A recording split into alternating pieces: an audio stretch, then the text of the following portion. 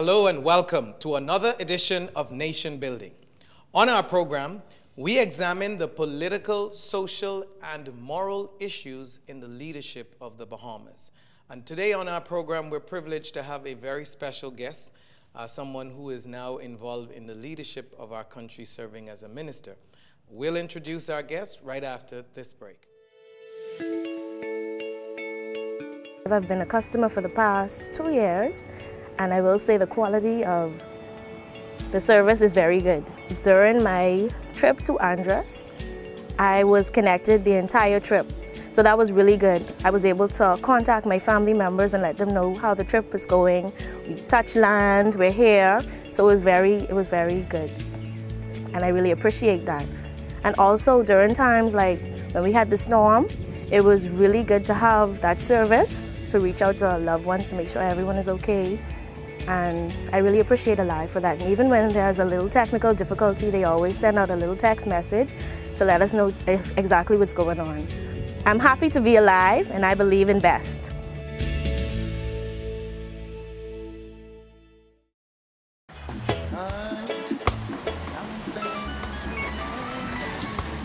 Hello. Did you get it? Yes, baby. I got it. Don't come home without it. These arms of mine, they are yearning for wanting you.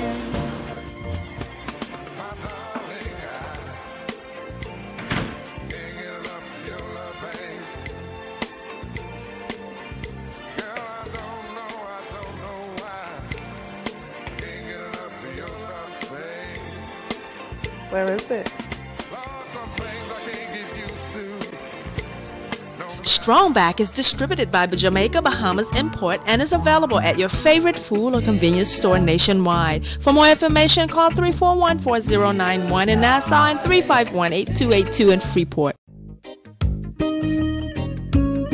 Who said you can't get great quality products at an affordable price? If you want the best quality food products at the most affordable prices, you must pick up the Jamaica Bahama brand of fine quality products at your favorite food store. Products like Jamaica Bahama Coconut Water, the most healthy and refreshing drink on the market. Jamaica Bahama Fruit Punch, the only fruit punch in the Bahamas made from real fruit. Jamaica Bahama Coconut Milk, green pigeon peas with coconut milk, condensed milk, kidney beans with coconut milk, corned beef, green pigeon peas, mackerel, and corn. Jamaica Bahamas' fine line of products is available at all your favorite food stores and convenience stores nationwide. Telephone 351-8282 in Freeport and 341-4091 in Nassau. I don't wanna win. No, I don't wanna win.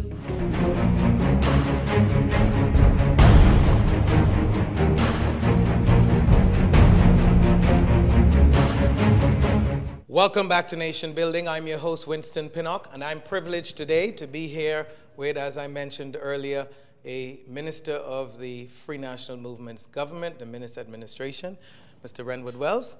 Welcome to our program, sir, and thanks for coming again. Thank you, sir, for having me. It's truly a pleasure to be here, and I just want to say a hearty to the Bahamian people, the people whom I consider the most creative, innovative, passionate, bold, and most beautiful people on the planet, and that is the Bahamian people.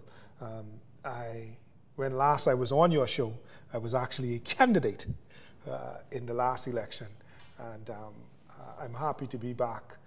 That the Bahamian people would have decided to bless me once again in putting that mantle of servanthood over me, that I'm able to serve their interests and to seek to move this country from where it is to where they would want it to be. Wonderful. And you certainly, since you've been here, a lot has happened. You were appointed in May of last year, 2017, Minister of Agriculture and Marine Resources. The first question I have to ask is, many people I talk to that know you as a good Christian gentleman, upstanding family man, with a brilliant mind, didn't expect you to be in Ministry of Agriculture. Were you disappointed? No, I was not disappointed at all. You know, the Prime Minister decides where he wants someone to serve in his cabinet. And at the end of the day, he calls you in, as is with the Westminster system, and you can either say yay or nay. I was willing to serve in any capacity that he would have asked. And truth be told, Mr. Pinnock, I had preached a number of things during the course of my political career. I always started off with food security. I always spoke about food security, energy security, 21st century education, economic empowerment for the Bahamian people, and the deepening of our democracy. Those are the 5 things that I have I was in a third party movement and throughout my political career that I have spoken to. What I found interesting was the Prime Minister appointed me in the area of which I speak about first, which is food security. He made me the Minister of Agriculture and Marine Resource, but he did something else as well. He also made me leader of government business in the House. So I am responsible for deepening the democracy, which is another part of something that I've been preaching about. And so at the end of the day, I was not disappointed. Coming into agriculture, I see the need for the kind of revolutionary thinking in that sphere, because at the end of the day, when you look at a nation that spends about $1.3 billion in food, and then we import an awful lot, and not that we'll ever get to a point where, because there's no nation on the earth that doesn't import, but at the end of the day, when you look at from the standpoint that we produce about 8% of what we eat, just 8%, there's an awful lot of opportunities to grow the domestic agricultural industry and even to grow the industry of marine resource, the fisheries as well. Interesting. Minister, you mentioned that you serve as leader of government business in the House. You were also leader of opposition business, weren't you not? Yes, I was. While you were in opposition. Yes, I was. Good.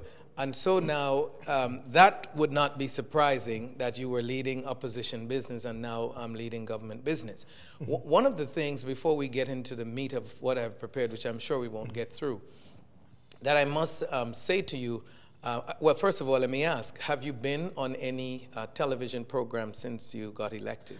I think I've not been on a television program. But I've been interviewed. You've been interviewed. I've been on radio talk shows, but I've not been on a television program. So this is your first opportunity to look at the Bahamian people nationally and to talk to them, and we're privileged to have you. I must say that you are making somewhat of a history on our program because you are the first minister in the administration to come on our program.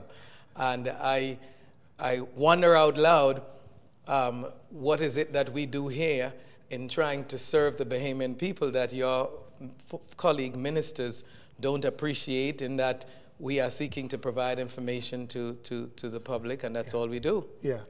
Yeah. Well, what I do too is I tell you, it is difficult. I had a healthy respect for the job of a minister. Now that I am a minister, I have an even deeper appreciation and understanding, especially when you would have come into government in the kind of situation we have and seeking to do the things that we're seeking to do. It's an awful lot of work. And at the end of the day, I have turned down an awful lot of opportunities to appear, because at the end of the day, it either conflict with a cabinet meeting, a House of Assembly meeting, or even just a meeting within my ministry.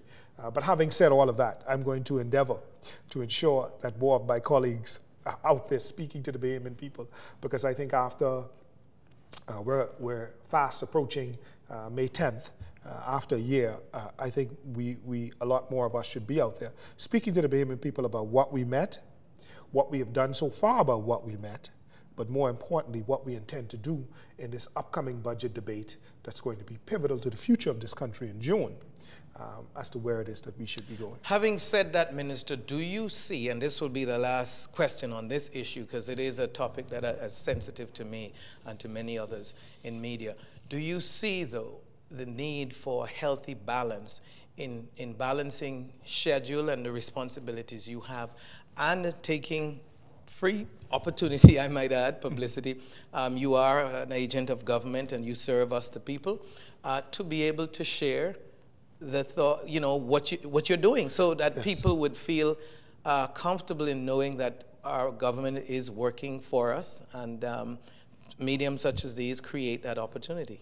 Very much so. And, you know, we are an open and transparent government. We've preached that, and there's no better way to be open and transparent than to actually sit down in an interview with the cut and thrust of questions, so that the Bahamian people will be able to adequately assess what you're saying and what is being done, so that they can get a more full appreciation, and not allow the echo chamber of the Fourth Estate to determine the people's viewpoint, that we ought to be out there crafting it, shaping it, answering, speaking to it, so that the people get an understanding of where we are, but more importantly, where we intend to go. And that has to happen. Wonderful. And we have to be the individuals. And you have stated that as well as anybody can. Minister, your government has been in office for a year now.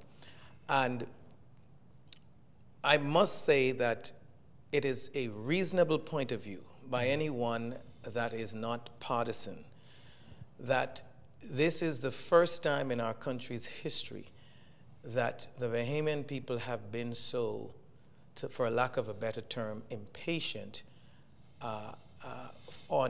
with their government developing its agenda. And so that discomfort, to put it mildly, that we see and hear as we move around, I want you to explain to me from your viewpoint whether you believe that people are simply unreasonable with this impatience, or is it that your government have failed to either articulate to the people what you're doing, or that you simply just have not done enough to satisfy the Bahamian people at this point? That's an excellent question, and I've said this before. What we're experiencing is more of a social, emotional effect, if I can put it that way. And what do I mean by that? The Progressive Liberal Party won the election in 2002. Any objective political observer would say that by 2006, 4 years into their term, the Bahamian people had given up on them and wanted something else. The Bahamian people gave that administration 4 years. By 2006, they wanted to see the back of the Christie administration. They voted for the Free National Movement in 2007. In 2007, by about 2010, 3 years into the F&M administration, when they had a by-election in Elizabeth, and 1/3 of the respondents stayed home, that was a clear indication that the Bahamian people was fed up. Remember, that election was down the line. It was won by one vote, really. It went to court. The court had to decide on some things. Okay? Ryan Pinder became the member of parliament at the time. So 3 years in to the F&M administration, the Bahamian people had written them off and sat around and waited 2 years to see whether there would be fundamental change.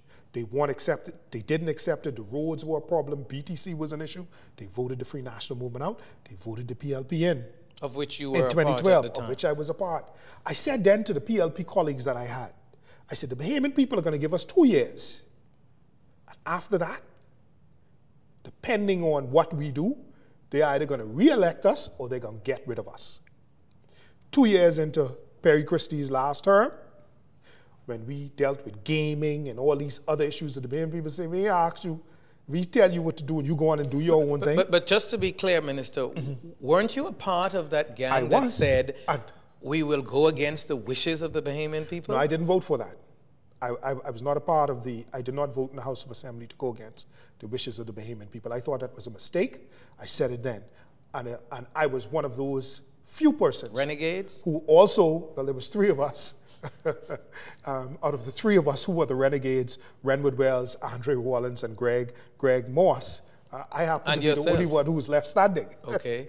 But at the end of the day, there were 3 of us who were constantly the canary in the coal mine, who kept saying to the Progressive Liberal Party, you're going down the wrong road. The Bahamian people do not want this. Here's what ought to take place. So about 2 years into the PLP's administration, the Bahamian people had written them off. And they didn't do anything to change that. And aren't you afraid now that they might be writing off your That's the point I was getting to. Year? That is why I was saying we're getting to the social emotional effect. 4, 3, 2, 1 year. I told, when I joined the Free National Movement, I said to them, I said, listen, we have a people who, it is an analogy, but it's an analogy that's understood by all globally. If you have an abused individual who's been through so many opportunities of trying, and they have a sense of hope every 5 years, and that hope keep getting dashed.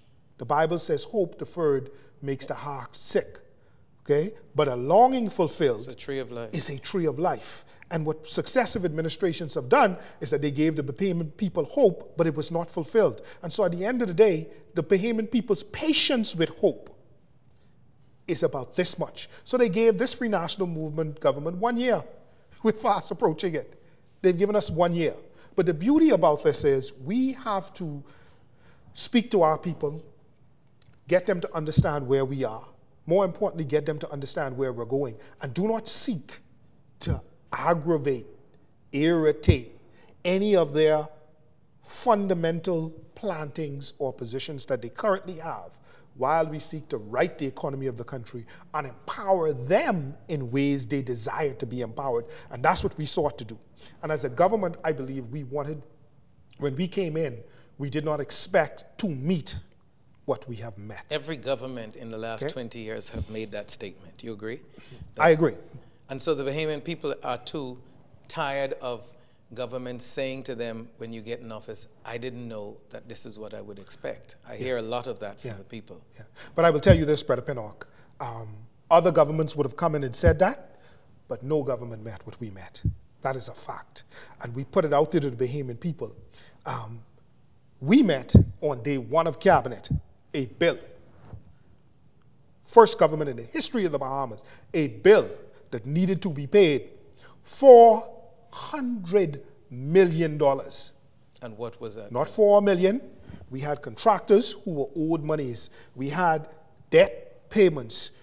We had commitments the Progressive Liberal Party had made that was sitting on the table that had to be paid. The bank with the overdrafts. And so the decision had to be taken right there and then. We gonna pay this or we ain't gonna pay it. It's no choice. The government of the Bahamas can't default, so you got to pay the bill. So you went to borrowing? We borrowed initially, if the people would remember, $400 million, of which the opposition did not disagree. They agreed. They knew what was there. And they argued that they did the same thing when they came to office in 2012. But when they came in, it was 200. I was there. It was 200 million. And what they ended up having to borrow was some 300 million in addition, because remember the budget deficit at the time was $512 million according to the Progressive Liberal Party. But what was our budget deficit? We had to borrow 400 initially, and the PLP, we ended up having to borrow another 322 to meet the commitments in the following year. So altogether, we had a budget deficit we met from the former administration of some $722 million. Now, during the campaign, we said, thinking, as you would rightfully say, Better Pinnock, every government meets. That's a campaign year. We know you was going to spend. You was going to give some things to your generals so we can come in. We expect the outside number to be about 300 million. But when you end up with 722 million, that is that throws all of the planning that you intended, all of the things you wanted to do for the Bahamian people. You have to now reassess in order to stop the bleeding and save the economy. You now have to put your minds together. And we have some brilliant minds around that cabinet table who are able to say, here's how we deal with this situation. You're watching Nation Building. I'm your host, Winston Pinnock, and we'll be right back with the Minister of Agriculture and Marine Resources. The concierge service is the best thing ever. Like, it is so fabulous, especially for someone like me where I cannot leave my office, my job, to go do anything in the middle of the day because I'm on the radio. The service was so fabulous. The ladies gave me a call. They set up an appointment. They come with their professional looking attire. They're just so cute. And they come here, and it was a great experience. It took 20 minutes to switch over to the Alive service. It was simple. It was easy. And they just made me feel so welcomed. They explained everything. They hooked me up with my new phone. They gave me my data package. As you can see, hey. And it was fabulous. It was a wonderful service, but what I really liked best about it was not only did they come here and make it easy for me, but they continued to check up on me. The next day, they made sure that everything was working properly with the phone. I didn't have any issues. The following week, they contacted me again, and I've built a relationship with them. They've continued to check up on me. I feel like I'm part of the Alive family. It's amazing.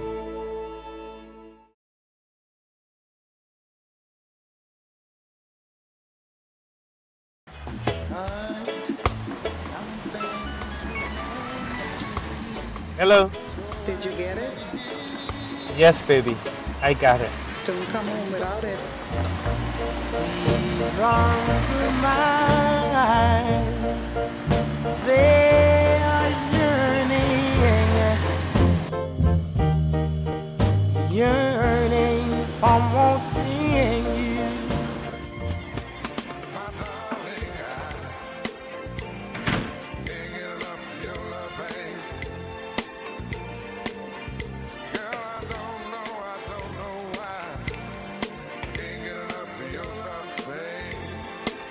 Where is it?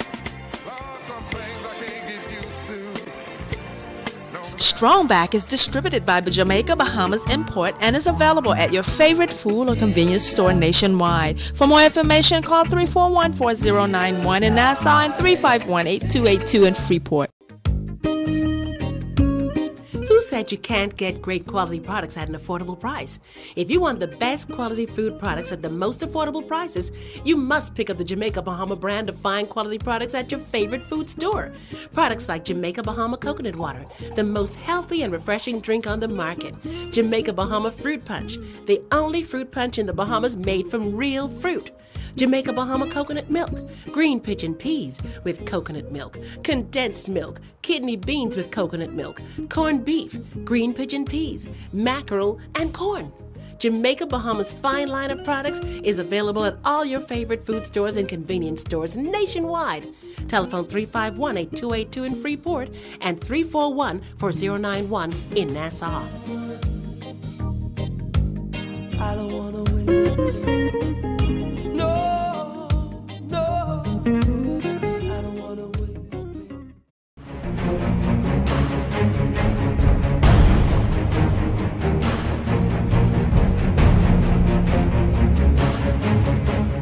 Welcome back to Nation Building. I'm your host, Winston Pinnock, and of course, we're here today with the Minister of Agriculture and Marine Resources, Mr. RenwardWells, who also serves as the leader of government business in the MINIS administration.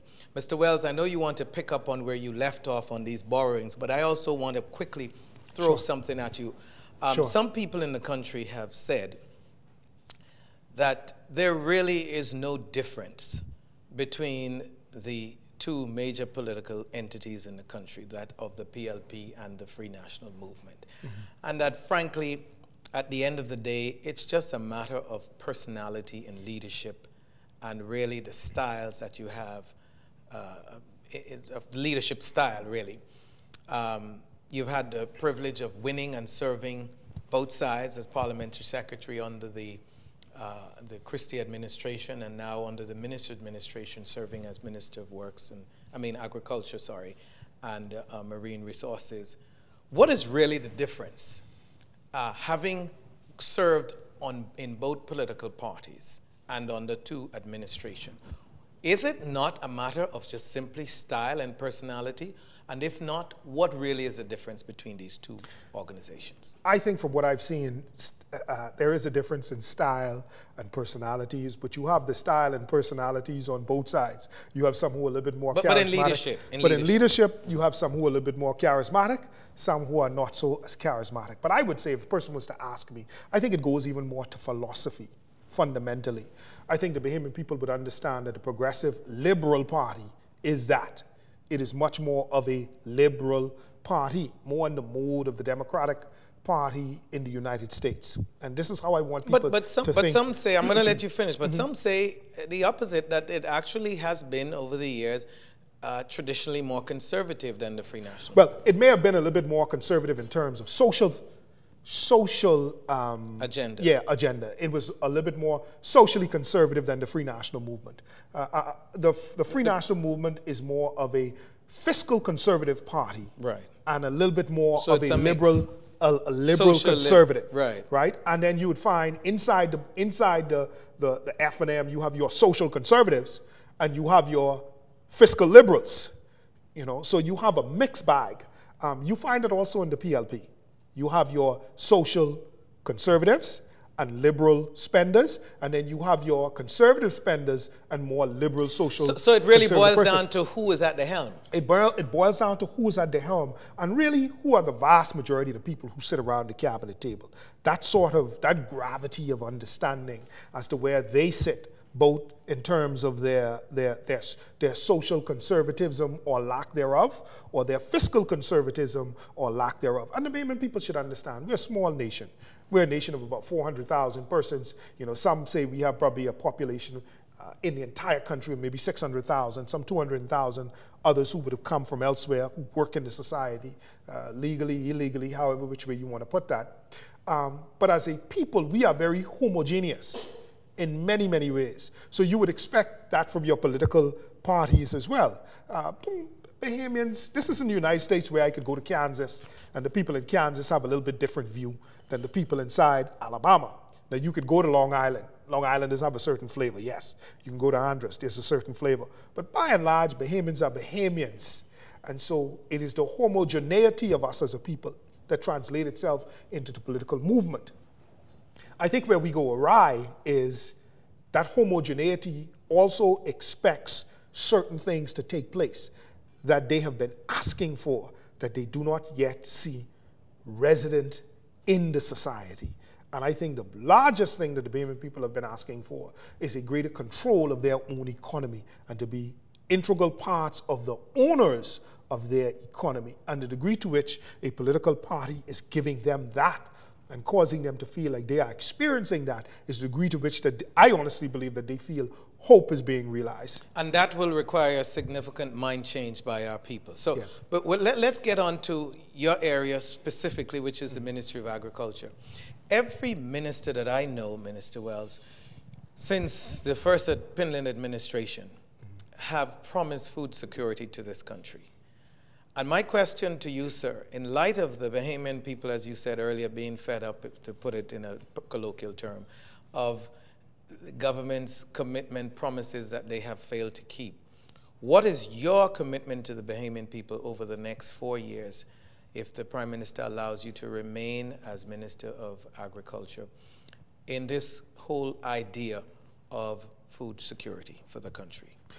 My belief in terms of food security, I'll tell you, the global definition of food security is basically this. The UN says the definition of food security is as long as you could buy food from wherever.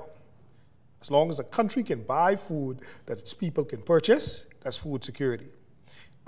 That's not my definition of food security. And that's not the Bahamian people's definition. That's not the Bahamian people's definition. The Bahamian people have a definition of food security that goes with another global term that has now entered the market over the past 10 years, and it is called food sovereignty.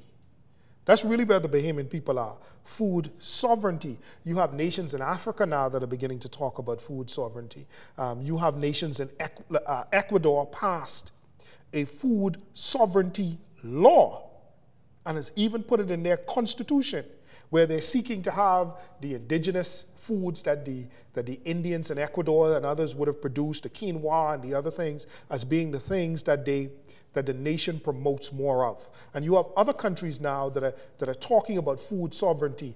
Now, this movement goes directly against WTO and the other global thinking that has taken root over the past 30, 40 years. So it's going to be interesting to see how this movement evolves and whether it survives. I am a food sovereignty kind of fella as well, but I also understand that we in the Bahamas will never be able to produce every piece of food that the Bahamian people eat. So my definition of food security, Brother Pinnock, is this, that we have, should there be a global pandemic around the globe that greatly impacts our capacity to import what we need. As did in 9/11. As did 9/11, that we could ratchet up or ramp up our domestic production to meet our needs, meaning we need to, in the Bahamas, identify, as they would have done in other countries on the globe, a major carbohydrate that we produce. In the United States, it is potatoes and corn. They produce some wheat, some rice. But in the U.S., it's potatoes and corn. That's their major carbohydrate. Their major protein is beef and chicken. Pork, to a lesser degree, and the other small ruminants. They have a plethora of things. So that's their protein source. They also get their fats and other things from those. Here in the Bahamas, we can't even identify what's our major carbohydrate that we produce. Now some people may say sweet potato. We eat a little bit of yam, but there is no major carbohydrate that we can point to that we could say, here's what the Bahamian people are producing in mass. I want to be able to change that. There is no major protein source like we used to. We used to do chickens. We did some pigs, some sheep and goats. But Bahamians eat more chicken per pound than any other people on the planet. They say 100 pounds per person. Some say we eat more of anything. Precisely. And so I'm seeking, for me, food security is more getting the Bahamian people to be able to produce and have it available. The United States has this program where they have a strategic food reserve.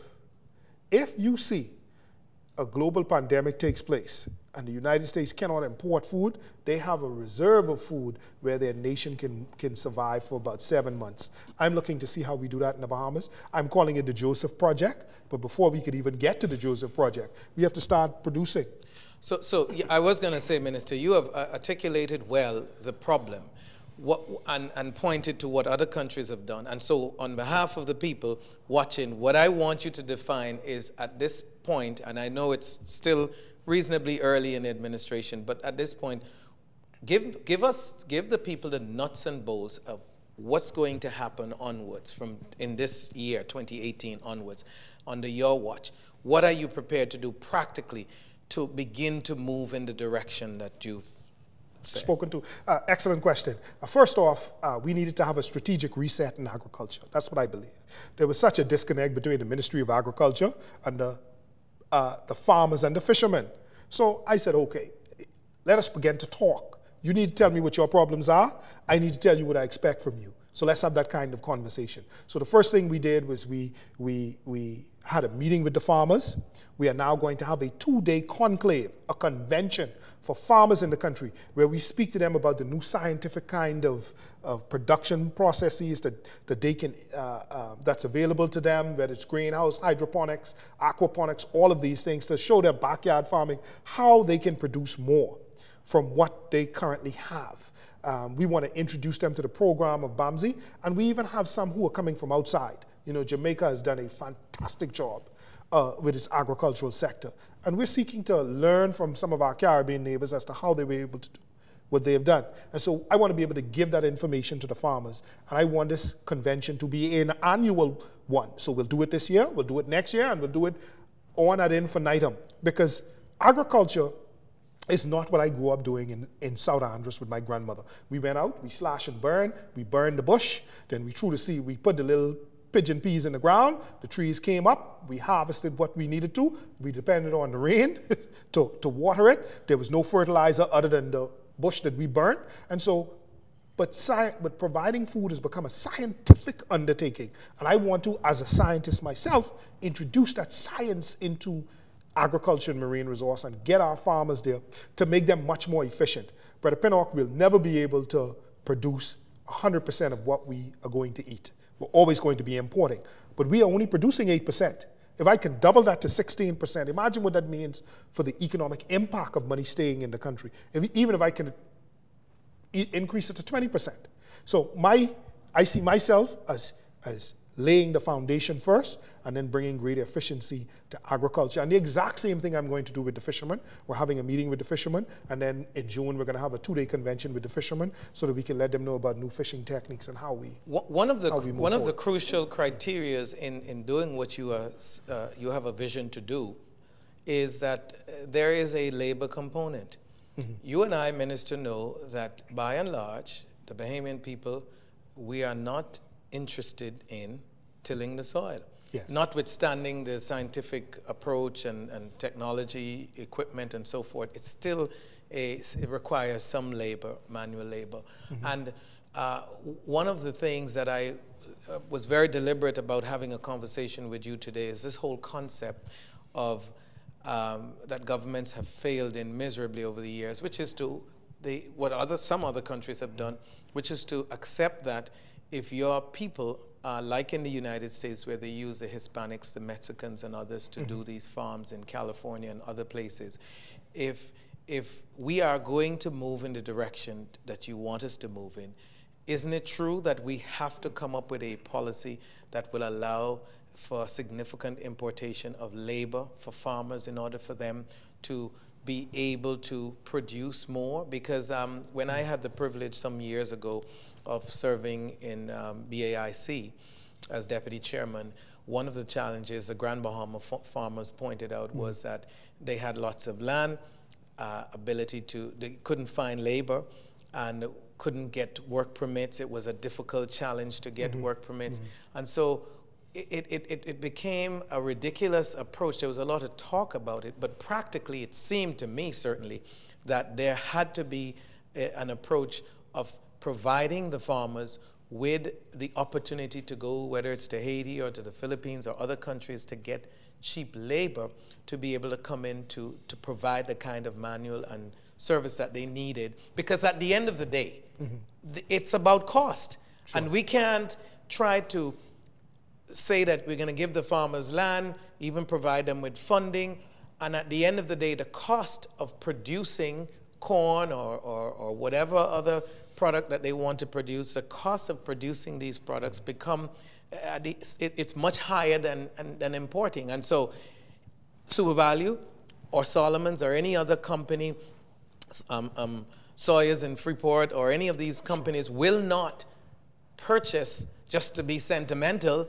At the end of the day, they're competing, and what will excite the retailers in the country in terms of buying Bahamian is really having costs that can match or be cheaper than the imported foodstuff. And the imported foodstuff are coming in from countries like the US where foreign labor is driving that cost down. Yes, and I won't disagree with your synopsis. The only thing I'd say is I would say that we have foreign labor. We have a vast pool of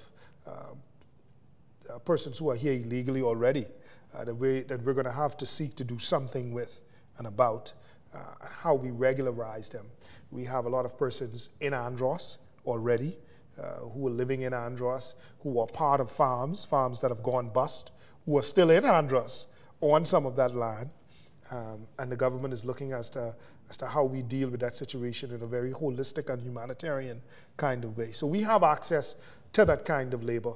And I think what we need to do, as I was speaking, Brother Pintock, about how we get agriculture going, a part of that too, the way you reduce your labor costs, is to mechanize a lot of your functioning, to bring in that kind of scientific understanding, whether you're using D8s to clear down the land, cut the soil, disc it. We're bringing in, we have some of that equipment already that we're putting on use, on loan for farmers in the country to help them get going. You could put a digital irrigation system in your field where people don't have to go out and manually You still water. need labor though. You still need the labor to be able to prune the plants and watch, and you're going to need that labor, and you need different kinds of labor at different stages, because during the production stage is one thing, and then when you're harvesting, you need a lot more labor to harvest because you want to take it out of the fields quickly. In the United States, as you rightfully said, they do use labor from Latin America and elsewhere to be able to get that done.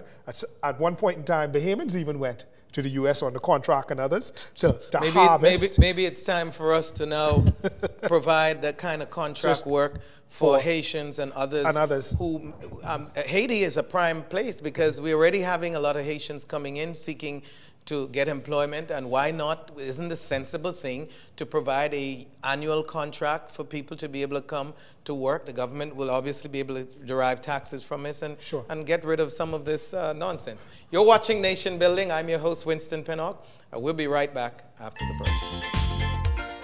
Hello, I'm Wendell Jones, and every time I sit down and I watch JCN television, I drink the Jamaica Bahama fruit juice. It's so pleasing to the palate. I've been cooking Bahamian dishes for generations. I now use Jamaica Bahamas product. The rice is very fluffy, very tasty, and good eating. Jamaica Bahama product is simply the best. As an insurance agent, my life is go, go, go. But whenever I need a refreshing break, it's Jamaica Bahamas Island Mixed Fruit Drink. Good. Hi, I'm Debbie Bartlett from GEMS 105.9 FM. The effect that Island Junkanoo Juice Medley has on me is exhilarating.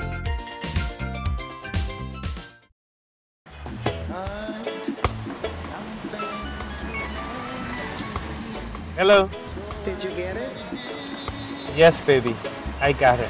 Don't come home without it. These arms of mine, they are yearning for wanting you.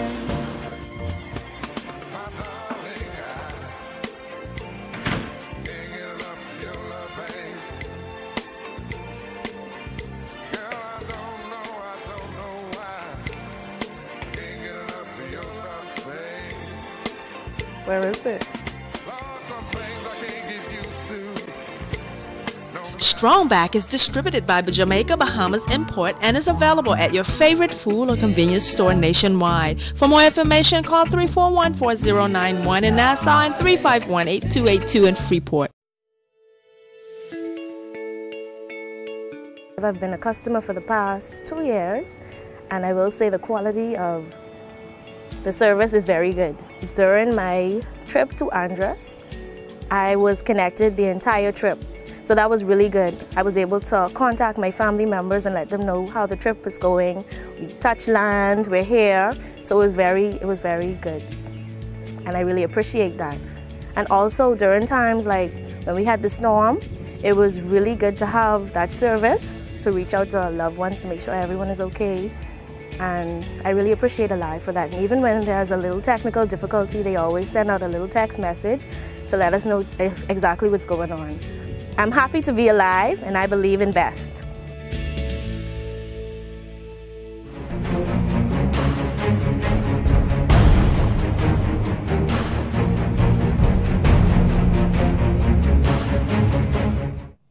Welcome back to Nation Building. I'm your host, Winston Pinnock. Today we're privileged to have with us a cabinet minister from the Minister Administration, Mr. RenwardWells, who's the Minister of Agriculture and Marine Resources.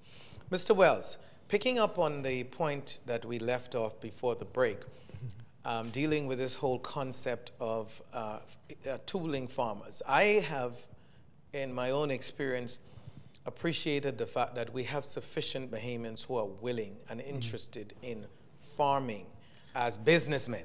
Yes. And you accepted the notion that government should look at avenues such as we discussed to be able to allow these farmers in Grand Bahama and the rest of the Bahamas to be able to acquire the labor that they need. The big problem is there's a lot of talk on programs like these in Parliament and so on, pronouncements from government, but nothing happens. So are you willing to say to farmers in the country, ideas like these and others that are workable and that are needed to actually get things moving, are you willing to commit to them today that you will, in forums like you're creating with the, you meeting the farmers, having a show, come together, conference, conclave, are you willing to actually get movement on these issues in the next few months? Very much so. And I'd say it this way, Brother Pinnock, as I said before, I believe we have a lot of illegal labor that's available in the country right now that we can source if necessary. But what I want the farmers to understand is this, and the Bahamian people to understand who would be interested in farming on the labor side as well as being the owner. Government has created a database, and we're adding people to our database through the National Training Agency of all who would want to work. That's a part of the Ministry of Labor. Before you can actually employ someone outside the country to bring them in, the process is you have to apply for a labor certificate. So a farmer who wants 10 persons to work, right? He says, listen, I can't find Bahamians to work. He has to first go to the Ministry of Labor and say, here's my application for 10 persons who I believe who are not citizens of the Bahamas, who I want to work on my farm. The Ministry of Labor then looks at that and says, well, we got John Doe or Susie Q who are interested in farming. Can you contact them? If the farmer contacts them and John Doe and Susie Q say, man, I won't work, okay? You are issued that labor certificate to They don't do no farming. They which want to is do no more- farming. Okay. more- So you are issued that labor certificate. Once you get that labor certificate, you now go to the Ministry of Immigration, the Immigration Department, and say, here's my labor certificate for Mr. Pierre, Miss Chavez, whoever it is that you're bringing in.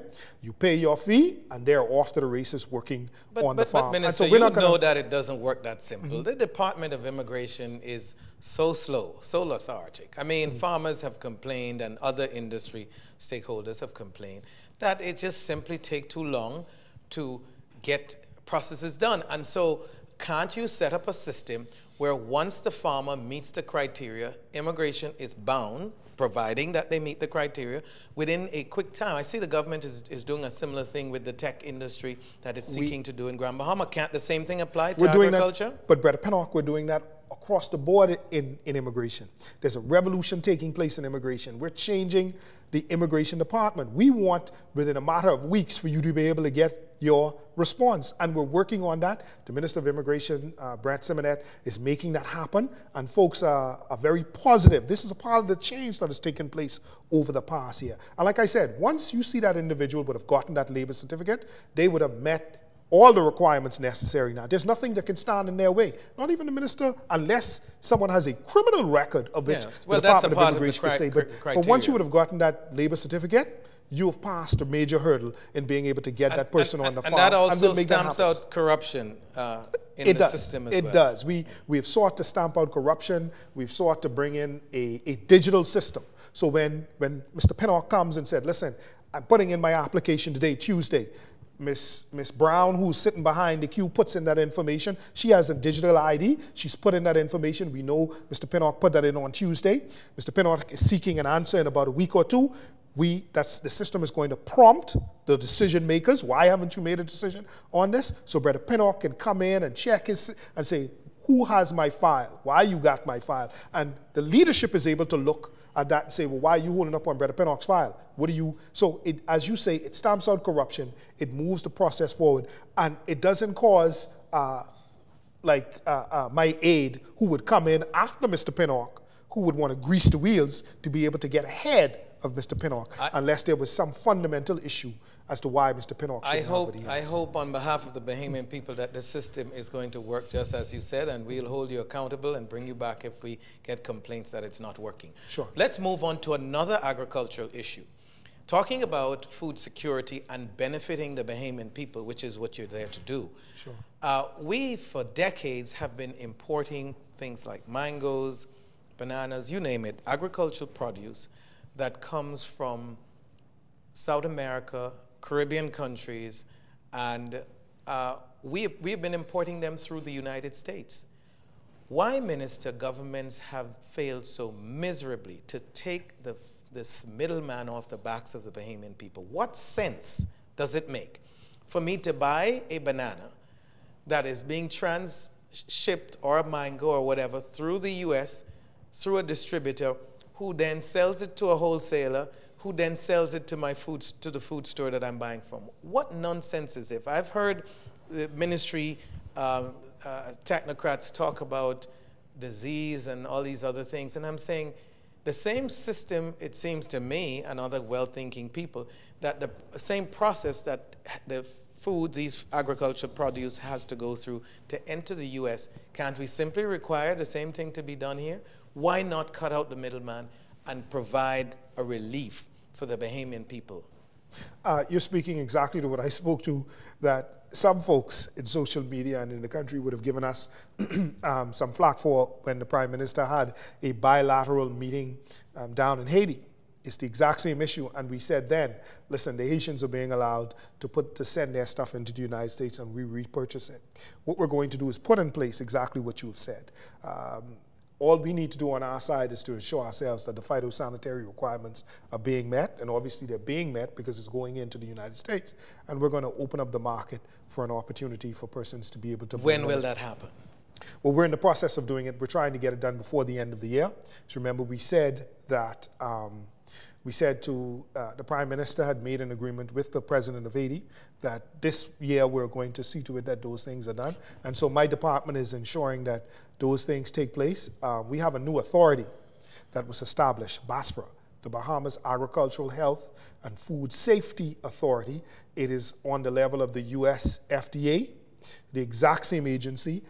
It's a requirement for WTO, but more so it's a requirement for our own food, for health food, and security, so it's being populated now. It was passed, the bill was passed last year in the House of Assembly under the former administration.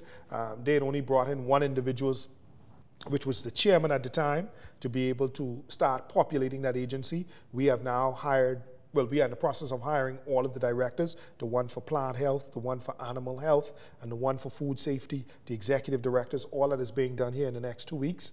And then we're going to populate that agency.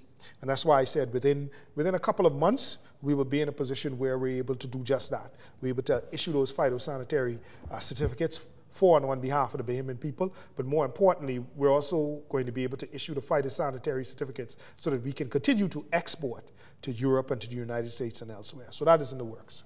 Wonderful, and that's good. But at the end of the year is still some significant months away, and so my encouragement to you, sir, is if you can, on behalf of the Bahamian people, see how we can speed up the process. Speed that process up, sure. Because again, it's all about the cost of food and trying to. What is the government doing in helping to? Hear a lot of talk these days about eating healthy and the cost of eating healthy. Many of our people just simply can't afford. What is the government's approach to encourage and to help that, whether it has to do with tariffs, lowering tariffs, or any other? Is there a plan from the Minister administration? Yes, and I'll answer that question, but I want to answer, I want to go back to what we were discussing earlier so that the Bahamian people can get a full appreciation and why I also said it might take till the end of the year. A part of the phytosanitary requirements is also transshipment. We don't have shipping containers between us and Haiti. There's no way where there's no freight ship that actually leaves Haiti right now that meet our requirements, meaning that from the Haitian president's farm, he actually exports into Europe, where he can take a 40-foot container, his bananas are washed, secured, put inside there. That goes on to that 40-foot container goes on to a ship that comes directly from Haiti to the Bahamas. The shipping that we have between Haiti and the Bahamas is these small little vessels. And so what the government is looking at, and there are some persons who are interested in getting a real transshipment route going between the Bahamas and Haiti, where you can put legitimate freezer containers on that will roll onto the ship and roll off into Nassau, and we're seeking to get that done, not just with there, and I would but with say, Jamaica and I would say, if I have the authority to, which I do, put a plug in for the mailboat company here, that we have local Bahamians like the mailboat operators who would be happy to be able to provide service. And so not only are we making food cheaper for the Bahamian people, we're providing opportunities and jobs for them to grow. For the country and for our citizens to grow. And so there's so much benefit to this. Yes. And so on behalf of the Bahamian people, let me ask you to hasten your government's approach to providing relief for our people. Sure. Before we go today, Minister, I know you're a man of faith, and when you were here the last time, you made a commitment that under no circumstances would your party leader, if he becomes prime minister or anyone in leadership, be able to move the country in direction that is conflicting with the principles, the foundation of the nation and the Christian values and so forth. Yeah. Are you holding your government and the prime minister feet to the fire and ensuring that we proceed on that path? Around the cabinet table, I am as I was when I wasn't around the cabinet table. I'd say that we haven't had, we've had one issue that has come up that I have not spoken on, because you take a role in the cabinet not to really speak on issues outside of the cabinet, though some of my cabinet ministers have taken, my cabinet colleagues have taken the opportunity to do so. But at the end of the day, I have very firm and foundational commitments to the Christian faith, and I still hold those. I was one of two persons in the House of Assembly who stood up at the last time and voted against and voted my conscience in regards to the gender equality bills and others. And the Bahamian people would see from my votes on gaming to gender equality to other issues where I perceive that the nation is moving in a direction that is not in keeping with our moral mores and where the Lord would have us to be. And so you've heard the minister. You can hold him. For those of you who are people of faith and value those things, you can hold them accountable, because word has it that there are a number of things that the WTO and other organizations, world organizations, are pushing for us to make some shift on. That's happening in the Caribbean as well. And so it's going to be interesting, Minister, to see what happens over the next few months. Thank you so much for taking time out of your busy schedule to come and talk with us. Well, really, to talk to the Bahamian people. On behalf of all of the crew here at Nation Building, it's been a pleasure for us to bring you this broadcast today. Thank you, and stay tuned for next edition right here on Nation Building. Have a great week.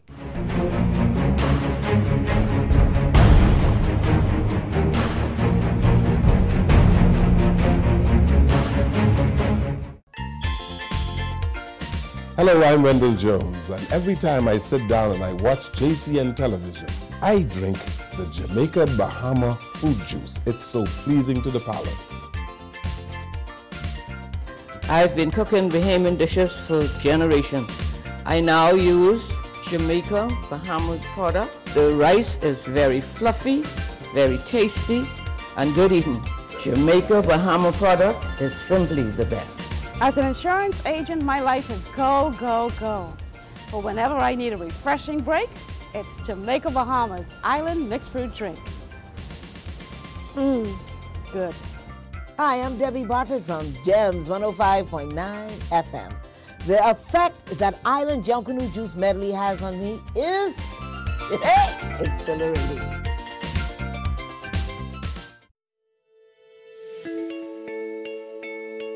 I've been a customer for the past 2 years, and I will say the quality of the service is very good.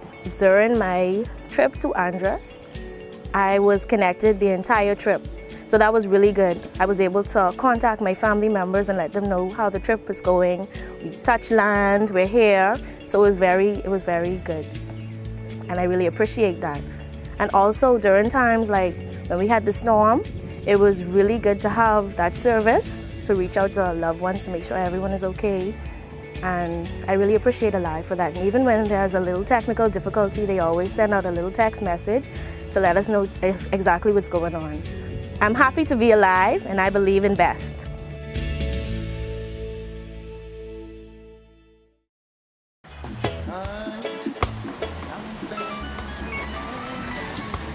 Hello. Did you get it? Yes, baby. I got it. Don't come home without it. These arms of mine, they are yearning for wanting you.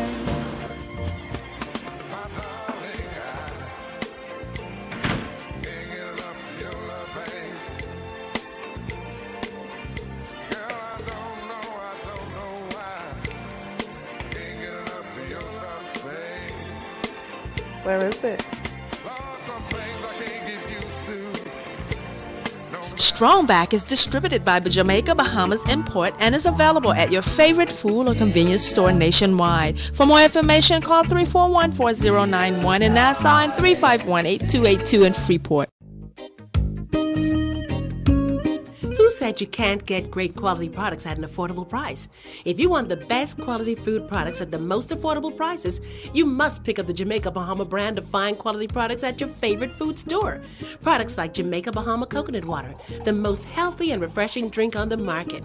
Jamaica Bahama Fruit Punch, the only fruit punch in the Bahamas made from real fruit. Jamaica Bahama Coconut Milk, green pigeon peas with coconut milk, condensed milk, kidney beans with coconut milk, corned beef, green pigeon peas, mackerel, and corn. Jamaica Bahamas' fine line of products is available at all your favorite food stores and convenience stores nationwide. Telephone 351-8282 in Freeport and 341-4091 in Nassau. I don't wanna win. No, I don't wanna win. The concierge service is the best thing ever. Like, it is so fabulous, especially for someone like me where I cannot leave my office, my job to go do anything in the middle of the day because I'm on the radio. The service was so fabulous. The ladies gave me a call. They set up an appointment. They come with their professional looking attire. They're just so cute. And they come here and it was a great experience. It took 20 minutes to switch over to the Alive service. It was simple. It was easy. And they just made me feel so welcomed. They explained everything. They hooked me up with my new phone. They gave me my data package. As you can see, hey. And it was fabulous. It was a wonderful service, but what I really liked best about it was not only did they come here and make it easy for me, but they continued to check up on me. The next day, they made sure that everything was working properly with the phone. I didn't have any issues. The following week, they contacted me again, and I've built a relationship with them. They've continued to check up on me. I feel like I'm part of the Alive family. It's amazing.